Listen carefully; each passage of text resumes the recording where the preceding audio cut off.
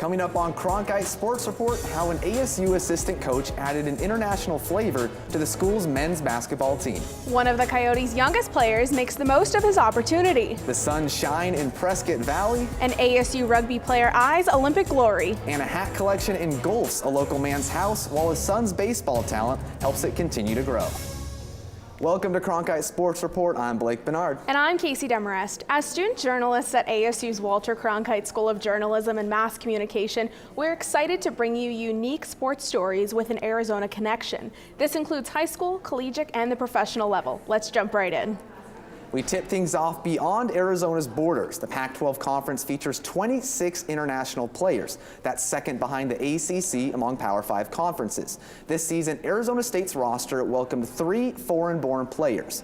Cronkite Sports reporter Zach Pockleb found out how the international Sun Devils are adjusting to the American game. The adjustment to the college game is tough on any freshman basketball player. For Ramon Villa, who came to Tempe from Barcelona, Vitaly Shibul, who hails from Ukraine, that challenge is even greater. When I got here, my English was even awful. It was so bad, so bad. I mean, I'm from New Jersey, and I talk very fast a lot, and I have an accent, so it might have been more difficult for Ramon. He might need, an interpreter for me. Villa and Shibul are 2 of 3 international players Bobby Hurley and his staff brought in during the last recruiting cycle, along with Jethro Shishumpa from the Democratic Republic of Congo. Although a language barrier was an initial hurdle for Arizona State's staff and players, they realized that there was one language that everyone could understand. You rarely have a language barrier when it comes to basketball because the terminologies may be different, but the visuals are all the same. ASU assistant coach Rashawn Burno is head of international recruiting for the Sun Devils. It's his job to determine who ASU should pursue, but oftentimes he makes that call before ever seeing the player in person. When you've done it long enough, you can tell what a kid can do on the floor. The tough part is what type of kid you're going to get because you don't have a ton of time to spend with learning about the kid, what his likes and dislikes are, what type of kid he is. Villa and Shishumpa have played regular minutes this season while Shibul is sidelined by a torn ACL and is out for the year. As they become more comfortable on the court, they've found comforts off the court as well. All right, I gotta say, I'm a really fan of Taco Bell. I love Dutch Bros. Jethro with Whataburger. He loves it. I would get so fat if I would be eating all what I want. As far as getting their teammates to sample things from their cultures, not so much. They kind of freak out when I'm saying that we eat rabbit, for example. I didn't even try because it's gonna be really weird for them. Although the international trio is going through the growing pains of any freshman season, Hurley is encouraged by what he's seen so far. Well, I just feel like they're hungry. You usually find kids that want to be successful, that want to be good student athletes, and I've enjoyed the players that we have in the program. If any of them are selected in the NBA draft, they would become the first foreign-born Sun Devils to do so. In Tempe, Zach Pockleb, Cronkite Sports Report.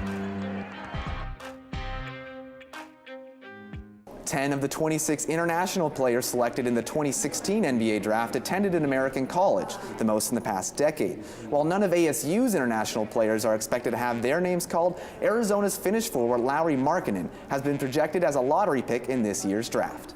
Jumping over to a much colder arena, the Arizona Coyotes have one of the youngest rosters in the league. 7 players are under the age of 25. Rookie Brendan Perlini is one of the young Yotes on the roster who has broken into the NHL this year, and hockey is in his blood. 20-year-old left-wing rookie Brendan Perlini earned his call-up to the NHL in December. The Coyotes' 2014 first-round draft pick's rise to the pro level hasn't come without expert guidance both on and off the ice. While Perlini might be new to the NHL as an athlete, he's no stranger to the league. His father, Fred Perlini, spent his career in the 80s with the Toronto Maple Leafs organization. Currently, his brother Brett Perlini plays for the Fort Wayne Comets, the ECHL affiliate for the Colorado Avalanche. Perlini said the impact of his family has helped him ease into the NHL. I think both of them just going through it, it helps you so much to understand whether it's the draft or combine or whatever, coming into this league, it would be tough. I can't imagine just doing it by myself. Hockey runs in the Perlini name. Along with the guidance the young Coyote receives from his dad and brother, Perlini also has the benefit of skating alongside a tenured Coyote, Shane Doan. The captain's mentorship is seen at practice and during games, as the two frequently skate the same line. When you play the game, it's going to be physical, it's going to be hard, but he's able to push through those, and when he gets into a hole, he's able to kind of break through, and then his confidence and trying to turn his brain off, because he sometimes likes to think things through too much, but he's able to do that a little bit more. Doan said Perlini has world-class speed and a shot to match. The pair are typically some of the last players off the ice at practice. According to assistant coach John Slaney, Doan acts like another coach out there. That's important for Shane to help the young kids, and he's done such a great job over his career for what he has to do. And Shane is such a great. He loves the game of hockey. Even though he's 4 years old, he just loves the game. Slaney previously coached with the Coyotes minor league affiliate. He's had the opportunity to watch rookies like Perlini grow and improve since moving up from the AHL. Slaney said Perlini is adjusting well to the NHL level and is keeping up with the pace of the game. If there is a one-on-one battle, he's quick enough to get away from that, and that's what helps. And that's the way the speed of the game is going today, and his development of just watching Donor, or just the small things what he does on the walls to get off the walls. Before coming up to Phoenix, Perlini had 11 goals in 16 games with the Tucson Roadrunners. On the Coyotes' off week, Perlini took a trip back to Tucson for a game where he recorded his first career hat trick. Although he hasn't had that kind of production in the few months he's been at the NHL level, he said he's consistently working to improve. For Perlini, it's all in the basics. The league is so fast now. You got to be, if you don't work on your skating, you'll fall behind. So that for me, skating, like I said, other skill sets that I'm good at, shooting, stick handling, things like that. Even though he was called up in December, Perlini said the shock of playing at the pro level has yet to wear off. He said the moment of realization of playing in the pros comes almost every day, but he's slowly come to realize even the biggest stars, like Doan, are just like him. Once I played my first couple games, you realize, these guys are, the guys in the league are humans, the best players. You realize, they're normal people like you. They're nothing special. So once you get that through your brain, I think you treat every game like a normal game. Perlini was the third player the Coyotes have brought up from Tucson for their NHL debut this season. In Glendale, I'm Casey Demarest, Cronkite Sports Report. Perlini is far from alone in getting his first taste of the NHL this season. The Coyotes have also provided first-time call-ups for players like Marek Langhammer, Anthony D'Angelo, and Christian Fisher. Coming up on Cronkite Sports Report, we'll take a trip up to Prescott Valley to introduce you to the Suns who hope to rise to the NBA level. We'll introduce you to an ASU rugby player tapped to train with Team USA. And later, we'll meet the owner of the largest hat collection you've ever seen.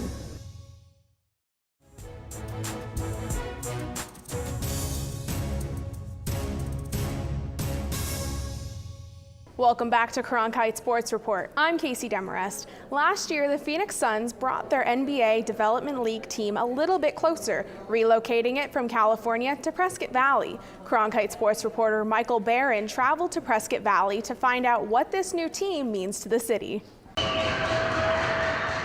90-minute drive north of Phoenix lies the town of Prescott Valley. The Phoenix Suns recently moved their Development League team here from Bakersfield, California, and named them the Northen Arizona Suns. It was about a year ago that the Suns began to pick my brain about the opportunity of moving the team from Bakersfield to Prescott Valley, and it was because of my experience previously there for 3 years running a minor league hockey team in that particular space, in that particular building, in that particular town. That led them to ask me those questions. But what has the response from the community been like? Mayor Harvey Skoog said public reaction has been positive thus far. So far the response has been very favorable and people are very excited about it. It's not only having them here, but it's a good economic boost as well as another entertainment venue. That economic boost was echoed by Town Council member Martin Grossman, who spoke to Cronkite News at a Suns D-League game. From a town perspective, it brings in a lot of money for the economy, brings a lot of people here, and it's about time that this arena in this area got the recognition. The NAZ Suns are very much about community involvement, as Louis Lehman, assistant general manager of the Suns, told Cronkite News. Lehman said he wants the Suns' presence in Prescott Valley to be a positive one. We do feel it's important that they get out in the community, they go to the schools, they help the youth there, they encourage, being active, especially for the youth. And we want them to support us, and so we feel it's necessary for us to support them, and especially in a small town where you see the same people, that it's really important. The NAZ Suns are trying to create a family-friendly atmosphere for the fans. Preston mentioned two things that help create the ideal family environment. I think number one, it's affordability, and number two, they see that our guys are great, they're nice, they want to be a part of the community, they understand their role. When we go to varying partners throughout the community and our players are sitting at a Fry's grocery store signing autographs, I think that really resonates more specifically with a small community than a larger community. In an email from the NAZ Suns, individual game tickets start at $9 and the average attendance to this point in the season is 1,379. It's all just very reasonable. Parking's free, and it doesn't take you that long to get out of the parking lot when the game's over. So, it's very convenient, it's very intimate, family-friendly, and it's just a great atmosphere to be here. That reasonability of NAZ Suns games may be around for years to come. Preston said the long-term view is to keep the team in Prescott Valley. What you don't want to do ideally is to move your team from city to city, year to year, because then your fans can't identify. And almost more than that, you can't create a brand. So it's our job and my job to continue to build the brand within the Prescott Valley, Prescott community. The Prescott Valley community is expected to continue growing. Ben Hooper, the Economic Development Coordinator for Prescott Valley, said in an email he estimates within 15 to 20 years, Prescott Valley will eclipse Flagstaff as the largest community in northern Arizona, even with the student population at NAU. We appreciate having them here, and if we can make their life better and they'll make our life better, it's a win-win situation. For Cronkite News, I'm Michael Barrett. The Northern Arizona Suns found themselves in the NBA All-Star Spotlight last month. Derek Jones Jr., a high-flying forward who has been back and forth between Northern Arizona and Phoenix all season, finished second in the NBA's slam dunk contest. Coming up on Cronkite Sports Report, we'll meet an ASU athlete balancing his education with the pursuit of his Olympic dream. And still to come, how one man's baseball fanhood has literally taken over his house.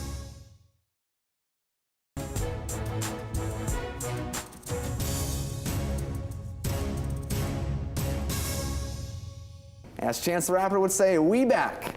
Hello everyone and welcome back to Cronkite Sports Report. I'm Blake Bernard. The Olympics are a goal that many competitors can only dream about, but for one ASU athlete, that dream is starting to become a reality. And in a sport not familiar to many Americans, Haley Stasiak has the story. In December, ASU rugby player Bailey Stringer's Olympic dreams began to take shape when he was selected to train with Team USA in Chula Vista, California.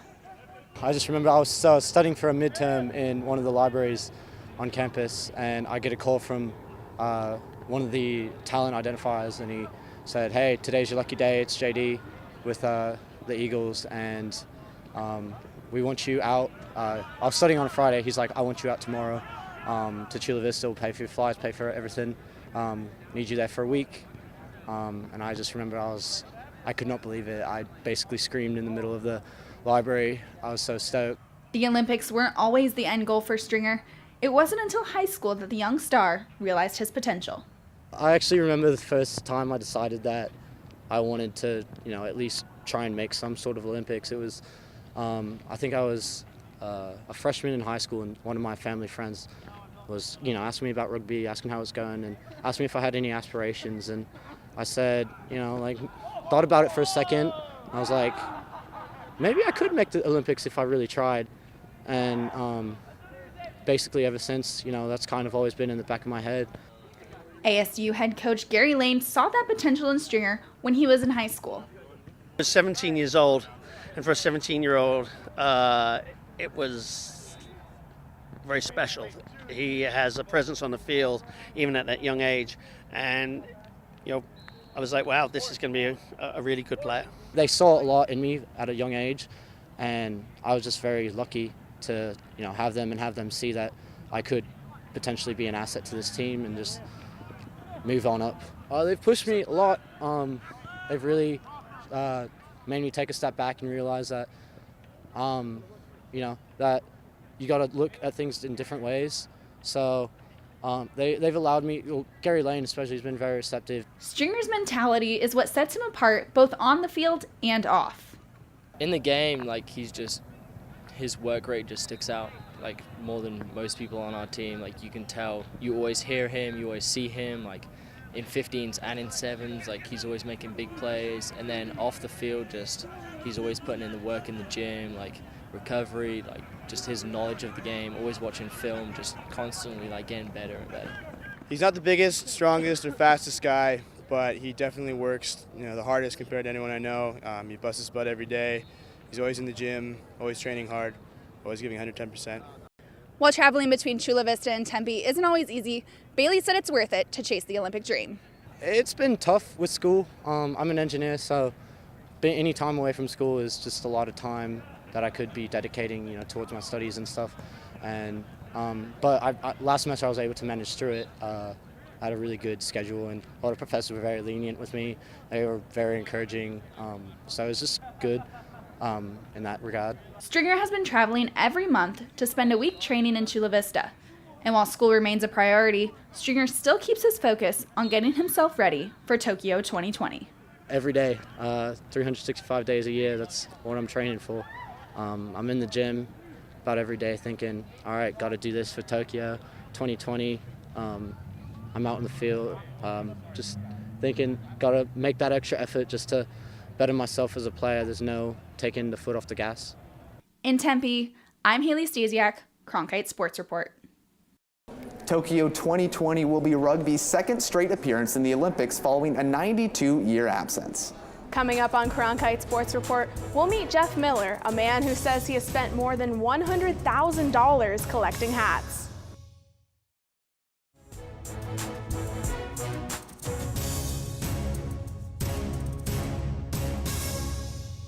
Welcome back to Cronkite Sports Report. I'm Casey Demarest. Blake, do you think you have a lot of hats? I mean, I still have all my Little League hats. Does that count? Well, we guarantee you that Gilbert resident Jeff Miller has more. Our Cronkite Sports reporter Troy Lynch caught up with Jeff to get a glimpse of the collection that has taken over his home. This is the Tulsa Drillers. It's currently the Los Angeles Dodgers AA affiliate. Jeff Miller grew up a fan of the Los Angeles Dodgers. He played baseball through high school, but his love for the sport didn't end there. In the early 1990s, Jeff started collecting baseball hats, primarily from major and minor league baseball teams. I just feel that the hat is unique to baseball, and that's the symbol that designates it. And it was just easier to be able to collect those, and there's a little more versatility, I guess, in the design. Here at the Miller's house, you can find a hat almost anywhere. Jeff Miller has over 5,000 hats alone just from minor league baseball teams, and his collection over the years got so big that he had to get a storage unit to fit all of his extra hats. I know there's a storage facility, but I have no idea where it's at. It's not just hats, but yes, there is quite a few hats that are still there. Searching for a new hobby after his daughter's birth in 1993, Jeff decided to collect hats. Over 2 decades later, the collection has consumed the Miller's house in Gilbert. When we lived in Kansas, it was growing a lot. And then when we came here, it started taking over the office. So this was originally designed to be my office. However, it became much more of a display area for the collection of minor league caps. In addition to the hats of teams from across baseball, Miller maintains a small collection of Seattle Seahawk caps. I am also a giant Seahawk fan, so I have one section over there dedicated just to their lids over there. From baseball, there are just 2 major league teams missing from his collection, and that's on purpose. I do not possess a New York Yankees or a San Francisco Giants cap, because I grew up a Dodger fan, and those are the 2 teams that we do not support. But his support for every other team over the years has been a little pricey. It's 6 figures. Over the course of 25 years, though, that's not worse. It could have been, something else where you blow a bunch of that money, and to me, it's an investment. Those have all been purchased by him. I don't purchase any of them. With both children out of the house and the collection still building, there have been some minor disagreements with his wife. Where I put them is sometimes causes conflict. We have arguments. We have lots of arguments. Especially if I've been traveling quite a bit and I bring them in, or if it is the change of the season and there's a couple of boxes that show up 2 or 3 times a week. Oh, another box showed up. Yes, it is. When he says, you need to stop spending or don't go shopping, and I said, well, the boxes keep coming. So as long as the boxes keep coming, it must be okay. Then there's other times that she says, hey, this is pretty cool because I don't know anybody else who has a collection like this. But out of the entire collection, there's one group of hats displayed in the center of the house that's priceless to the Miller family. This little section here is, this one's kind of special right now.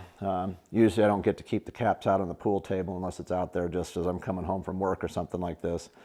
But this actually is a collection of the 18 teams that have already reached out to my son as he's in his junior year playing college baseball. So things are looking very good for him to be able to move on. Even with some small arguments here and there, sometimes she thinks that I'm nuts. Baseball has brought the Miller family closer than ever. In Gilbert, Troy Lynch, Cronkite Sports Report. According to the Guinness Book of World Records, the largest hat collection in the world belonged to the late Roger Bucky Legreed of Minnesota. Before he died in 2011, Legreed amassed a collection of more than 100,000 hats. That'll do it for this edition of Cronkite Sports Report. I'm Casey Demarest. And I'm Blake Bernard. From all of us here at the Phoenix Sports Bureau of Cronkite News, thanks for joining us.